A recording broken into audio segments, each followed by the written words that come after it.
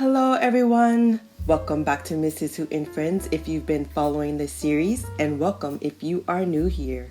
Today we will be tracing and writing the number 13 in number form and word form together. Grab your pencil or marker and let's get started. We will start with the number 13. Let's begin at the top and trace a straight vertical line down to the bottom. Now we will go back up to the top, and on the right, we will start just below the top line and begin tracing a curve that goes up and over to the right, stopping at the midline. Next, from the midline, we will trace another curve down to the bottom, rounding up just slightly.